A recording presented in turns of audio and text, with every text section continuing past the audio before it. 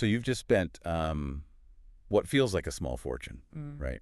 And weeks of absolute chaos remodeling your bathroom. Oh, yeah, it's always chaos. Right.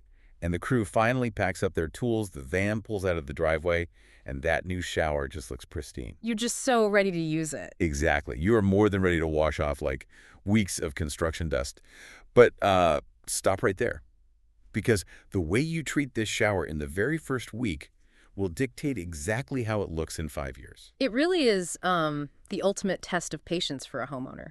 Because every surface in that room, the glass, the grout, the sealant, it's all in this highly fragile, highly reactive state.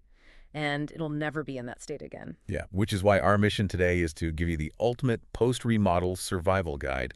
We are doing a deep dive into this ridiculously detailed breakdown from the USA Cabinet Store to extract the most critical, kind of counterintuitive secrets of shower care. There's a lot of surprising stuff in there. There really is. We're getting into, the chemistry of curing times, the fierce debate over whether those expensive glass coatings actually offer long-term value, plus how to navigate the first 3 weeks of your shower's life without permanently destroying the materials. And, the best place to start is really just day zero. Right. The crew just left. Exactly. And the absolute most immediate question every single homeowner has is just, when can I actually turn the water on and use this shower? Which, if you search online, you'll find a dozen conflicting answers. Oh, at least a dozen. And the reality is, the limiting factor holding you back usually isn't the tile. And surprisingly, it's often not even the grout. Wait, really? Because I would have totally assumed it was the grout that needed to dry. Right, most people do. But the bottleneck is actually the sealant. The sources highlight that the most vulnerable points in a new shower are the changes of plane. Like the corners. Exactly, where the wall meets the floor, or that vertical seam where two walls meet. The Tile Council of North America actually mandates that these specific joints have to be filled with a flexible sealant, usually silicone, rather than just rigid grout. And there's a specific reason for that, right? Like a mechanical reason. Yes, absolutely. Houses breathe. They expand in the summer humidity, they contract in the dry winter. Wood framing shifts and settles right beneath the tile. So if you just pack rigid cement grout into a corner, It simply can't handle that movement. It will snap. And all it takes is like one microscopic hairline crack in a corner for water to get behind the tile, bypass your waterproofing, and start rotting the actual structural studs of your home. wow. Yeah. So flexible silicone acts like a shock absorber for the room. Which means your ability to actually take a shower is entirely dependent on that silicone shock absorber being fully operational. But looking at the side of these sealant tubes, the terminology is incredibly misleading. Oh, it's so confusing. Yeah. Homeowners see terms like tack-free or water-ready or fully cured, and they just assume all of those mean the thing is dry. Far from it. Tack-free just means the outermost skin of the bead has polymerized enough that it won't stick to your finger if you touch it. It's exactly like baking a cake. Oh, that's a good way to look at it. Right. Like, you can touch the top of a cake while it's in the oven, and it feels solid, it springs back. But if you were to cut into it right then, the inside is still completely gooey liquid batter. The surface being solid tells you literally nothing about the structural integrity of the core. That is a brilliant analogy. And the gap between that outer crust forming and the inside actually curing varies wildly between products. How wildly are we talking? Well, a tube of DAP 100% silicone rubber sealant, it might skin over and be tack-free in just 20 minutes. Oh, that's fast. Right. But their own technical data sheet explicitly states it needs a minimum of 12 full hours before it can be exposed to liquid water. And a full 24 hours to achieve a true structural cure. And if you step over to a brand like Sika, their commercial-grade caulks often require a full 72 hours of waiting before a single drop of water can touch them. 72 hours. And the physical environment of your specific bathroom changes those printed timelines entirely, doesn't it? Oh, completely. It comes down to the actual chemistry of how these products harden. See, silicone doesn't dry in the traditional sense. It cures by pulling moisture out of the ambient air. Wait, it needs moisture to cure. Exactly. Think of silicone less like a puddle of water evaporating and more like an air plant. It actively needs ambient humidity to fuel the chemical reaction that turns it from a paste into a solid rubber. So if you finish a remodel in February and your house is blasting dry, forced air heat, That silicone bead is starved of the moisture it needs. It's going to take significantly longer than the 24 hours printed on the label. Okay, but what if your installer used like an acrylic latex caulk instead of silicone? Then the physics are entirely reversed. Latex genuinely dries by evaporation. The water inside the paste actually has to escape into the air. Which means if you finish your remodel in the middle of a humid August or you live on the coast, the air is already saturated. Right. The latex can't evaporate efficiently, so its curing timeline slows to an absolute crawl. So you could have two tubes that look identical on the shelf, performing completely opposite chemical reactions, dictated entirely by the weather outside your window. Exactly. It's all about the chemistry. That makes me wonder about the grout then, because if the flexible sealant is usually the holdup, does the grout dictate the timeline at all? Like, does it ever become the bottleneck? It definitely can, especially if you've updated the scope of your remodel. Standard cement grout, like MAPEI's Caracolor, generally allows for normal shower use in about 24 to 48 hours. Okay, so a day or two. Yeah, the chemical bonds have formed enough to handle liquid water just running down the drain. But the really critical variable here is whether you build a standard shower or a steam shower. Ah, right. The steam shower catch. The documentation we pulled on this is just staggering. Yeah. Because if you have a steam unit installed, API's timeline skyrockets from 48 hours to a mandatory 14 days before you can turn that generator on. 14 days of just waiting. For a shower that is fully built and sitting right there in your house. Yeah. Why such a massive difference? Well, you have to look at how water behaves under pressure. Right. Liquid water from a shower head just falls via gravity. It just sort of rolls over the surface of the grout. Sure. But steam is a high-energy gas. It is quite literally expanding and forcing its way into the microscopic pores of all the surrounding material. Oh, wow.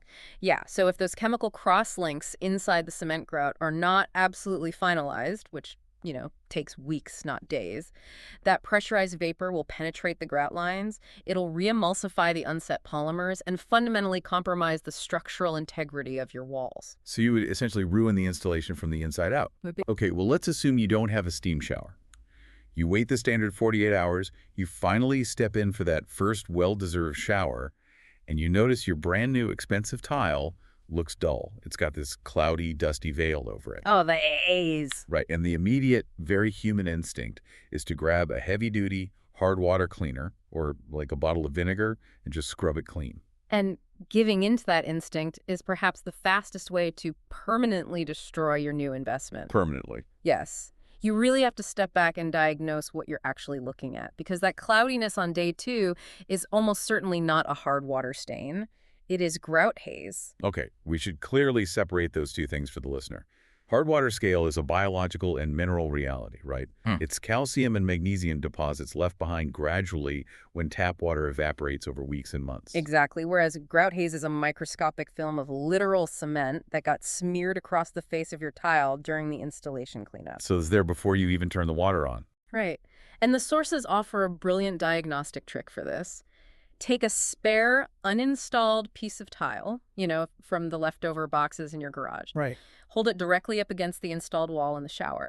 If the installed wall looks veiled and matte, but the loose tile looks crisp and vibrant, you are looking at haze. Okay, but my first thought is still, well, why can't I just clean that off? I mean, if I see a dusty, cloudy new shower, staring at it is going to drive me crazy. And people always reach for vinegar because they think, oh, it's a natural cleaner, it's gentle, it can't possibly hurt anything. Yeah, the word natural gives people a very false sense of security.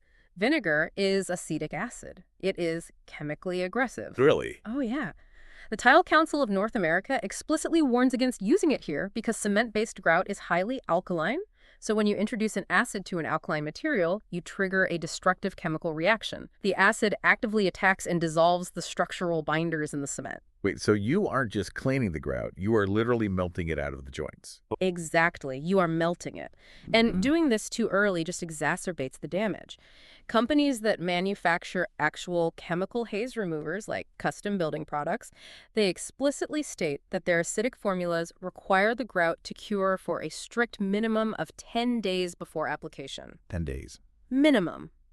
If you apply an acidic haze remover on day 3, it will physically pit, weaken, and permanently discolor that fresh grout. Which brings up probably the most severe warning in all of our research today. the natural stone warning. Oh, this is crucial. This is where a simple cleaning mistake goes from just frustrating to genuinely financially devastating. Yeah. Suppose you incorporated marble, limestone, or travertine into your design. Maybe it's a built-in bench or a threshold or just like a decorative mosaic accent band. Right. If those materials are present anywhere in the shower enclosure, acidic cleaners and vinegar must be permanently banned from the room. Permanently banned. Yes.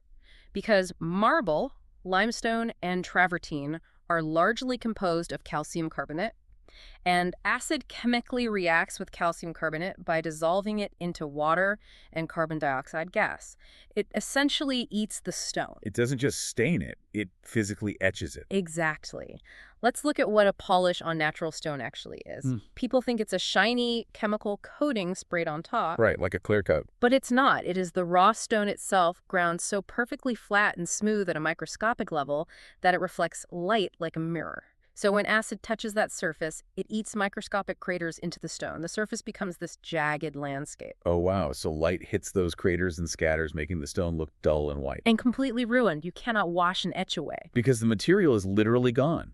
You'd have to hire a professional stone restorer to bring in heavy diamond abrasive pads, physically grind the surface of the stone down to the bottom of the craters, and rebuild the polish from scratch. All because you wanted to clean up some dust with vinegar on day 2? It is a devastating mistake. Unbelievable. Okay, so we know we have to keep away from aggressive tile cleaning for at least 10 days. But what about the glass?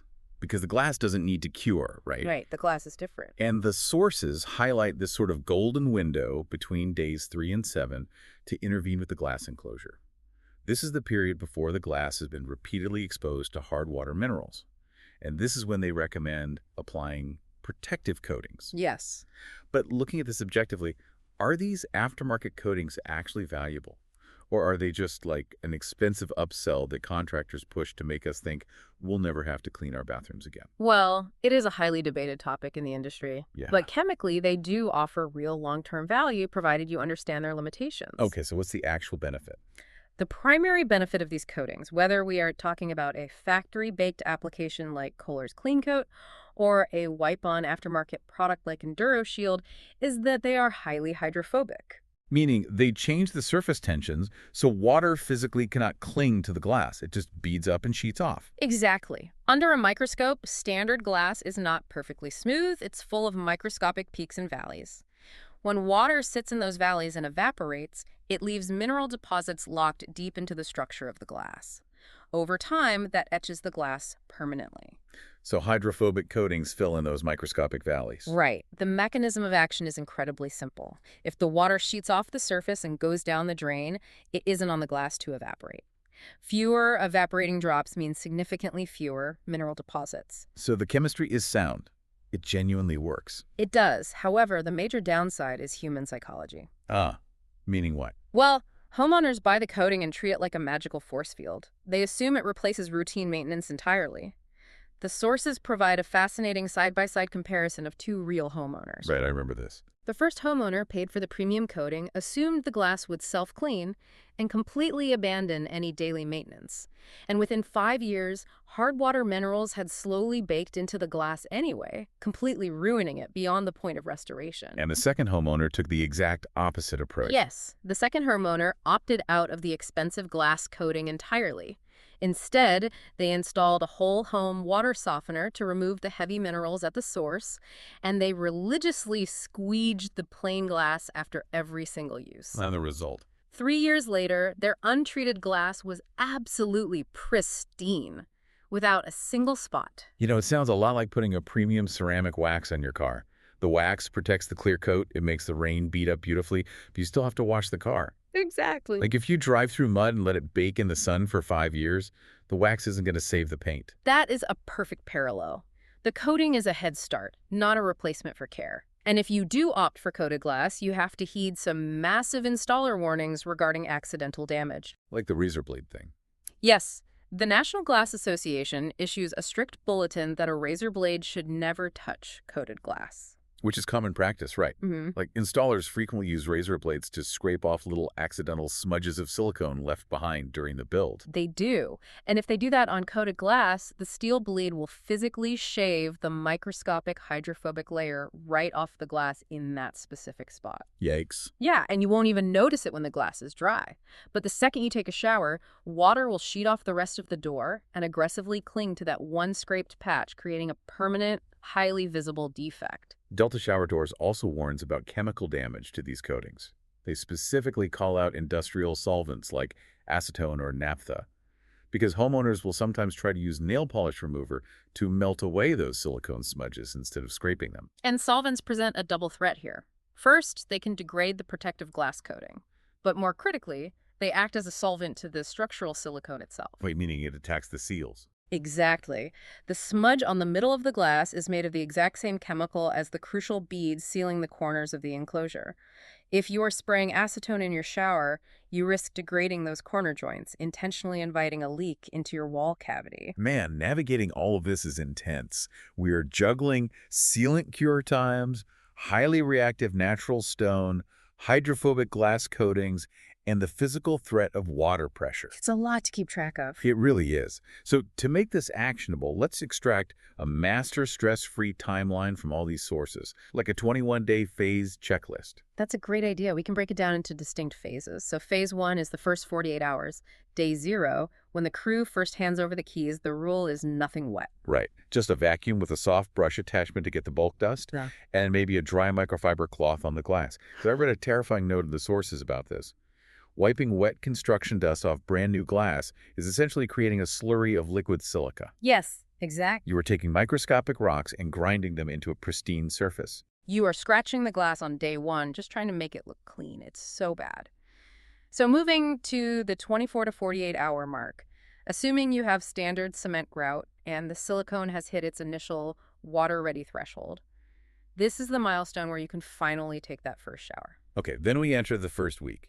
Days 2 to 3 are generally the window to apply a penetrating sealer to the grout, assuming your specific grout requires it. Right. And the trick here is that after you apply the sealer, you have to ban anyone from using the shower for another 12 to 24 hours. Why is that? Because if you shower immediately, the residual moisture dilutes the sealer deep in the grout lines before it can properly cure. Got it. Okay, so by days 3 to 7, the airborne construction dust in the house has finally settled. This is your window for the first thorough wet clean of the glass. Yes. And because the glass is finally perfectly clean and dry, this is also the exact golden window to apply any aftermarket hydrophobic glass coatings before the surface gets bombarded with minerals. Which brings us to the finish line. Day 10. This is the absolute minimum wait time before you can even think about using an acidic haze remover on the tile. Assuming gentler nylon brushes and alkaline cleaners completely failed, of course. Right, and verifying you have absolutely zero natural stone in the enclosure. And then finally, day 21. ADPEI states it takes a full 21 days for a complete grout cure. So at this point, routine standard cleaning can officially begin. It requires a massive shift in perspective, doesn't it? It really does. You aren't just cleaning a bathroom, you are nursing complex chemical materials through a vulnerable curing phase. I look at it exactly like a physical therapy schedule after a major knee surgery. Oh, that's spot on. Like, you can gently walk around the house on day 2, but you absolutely cannot go out and run a marathon until day 21. You have to let the tissue heal. That makes perfect sense. But here's the catch with this entire timeline. This 21-day checklist is incredibly powerful, but it is completely useless to a homeowner if they don't actually know what materials the contractor put in their house. That is so true. The handover conversation with the contractor is the most critical moment of the entire remodel. But it is so difficult in practice. I mean, I would feel like such a socially awkward homeowner pulling out a clipboard. Like, how do you ask a crew of exhausted professionals a bunch of hyper-specific technical questions without sounding like a micromanaging detective who doesn't trust their work? Well, you just have to reframe the intention of the conversation. Good contractors genuinely want you to ask these questions. Really? They don't find it annoying? Not at all. Think about it from their perspective. If they spend 3 weeks meticulously building a beautiful waterproof shower and you ruin the grout on day 3 because you used the wrong chemical, you are going to call them back complaining about their workmanship. That's a great point. They want you to have this information so you can protect their hard work. You are collaborating on the longevity of the project. Okay, so if I'm stopping the crew before they pack up the van, my very first priority has to be the sealant and the grout. I need to know exactly what tubes and bags they used. Absolutely. You need the specific brand and product line written down. If they used an advanced epoxy grout instead of a traditional cement grout, the entire rulebook changes. Wait, how so? Well, epoxy is basically a two-part plastic resin. It doesn't need sealing, it cures entirely differently, and it handles chemicals differently. Good to know. And based on the razor blade warnings, I definitely need to ask if the shower glass came with a factory coating baked in. Because if I know it's coated, I know not to buy an aftermarket kit, and I know to keep steel blades far away from it. Exactly. Another vital clarification is the grout sealer. Never assume the grout needs sealing, and never assume the contractor is planning to come back and do it. Really? I thought all grout needed sealing. Not anymore. Many modern high-performance grouts have sealers mixed directly into the powder. If you try to paint a topical sealer over a grout that doesn't accept it, it will just dry on the surface as a sticky, milky mess. You need the installer to explicitly tell you if a secondary sealer is required. I would also want to specifically inspect the corners. Going back to that TCNA mandate, I would ask them to confirm that all the changes of plane were filled with color-matched silicone instead of grout, just to ensure the shower can handle the house settling over time. Smart. And finally, you must secure the leftover materials. Ask them exactly where the spare tile and the extra grout are located. Because you paid for those materials, right? Good. They belong to the property. Right. And they are irreplaceable if a tile gets chipped 3 years down the road. Plus, you need that loose tile for the haze diagnostic test we discussed earlier. Perfect. Okay, so let's say we successfully navigated the handover conversation. We nursed the materials through the 21-day physical therapy schedule. The cure times are finished. We are now entering the remaining lifespan of the shower. The maintenance phase. Right. And the most surprising takeaway from all these industry sources is that the absolute best way to protect your shower for the next decade isn't a magical chemical. It isn't a factory coating. It is a 30-second daily habit. The daily squeegee routine. We have to circle back to the core philosophy of bathroom chemistry. Hard water itself does not stain glass. Evaporation does. Yes, evaporation. That distinction completely changes how you look at the entire room. The water drops sitting on the glass aren't the problem. Exactly. When a droplet of tap water clings to a vertical surface, it eventually evaporates into the air. But the heavy calcium and magnesium suspended in that water cannot evaporate. They're just left behind. Right, cementing themselves to the glass. If you physically remove the water droplet with the silicone blade before it has the chance to evaporate, the failure mode never even begins. The minerals go down the drain instead of baking into your walls. It is the exact same logic as flossing your teeth. Oh, totally. Nobody enjoys flossing. It takes 30 annoying seconds every night. But if you actually do it every single day, the plaque never calcifies and you never have to sit in a chair and get a cavity drilled out. Squeegeeing is literally just flossing your shower. And the key to making it work is starting on day one.